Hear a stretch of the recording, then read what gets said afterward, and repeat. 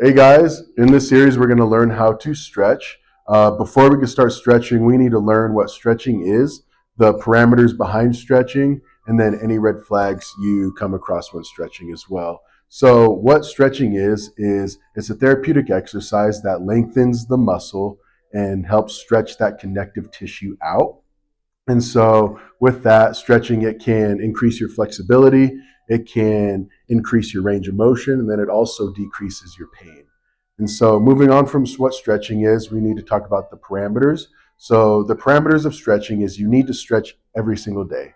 No matter what you do, that is the key to stretching and gaining those benefits from it is stretching 3 times a day, every single day. So breakfast, lunch, and dinner, you could break it out to that. And stretch that every single day. And then also, when you go to stretch, you need to do 3 sets of that stretch. For example, if you're stretching your hamstring here, you're going to do 3 sets, holding that stretch for 30 seconds. And so that's with parameters. Next is the red flags. The red flags you want to look out for and tell your patient to let you know if they feel any of these is if they become dizzy when you're stretching, if there's any sharp pain when they're stretching, if there's any major discomfort, and then if they become nauseous, that's another red flag that you want to look for. Have them tell you, and you're just going to be done stretching. And those are the 3 things we want to learn in stretching before we can dive in and actually do some good for people. See you in the next videos. Hey guys, welcome to this video. In this one, I'm going to be showing you how to stretch the lats, the latissimus dorsi. And you want your patient laying supine on their back. And then there's 2 motions that you want to do with the shoulder here to kind of engage those lats to stretch it. So Travis, if I could take your right arm here, you want to have the shoulder flexed and then externally rotated here. And so that will help engage the lats here.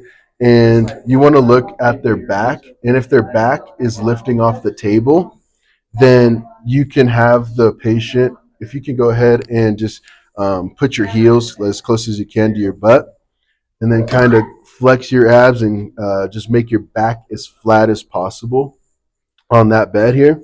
And that will take away that pulling of your back, and that will help engage that latissimus dorsi to start stretching more.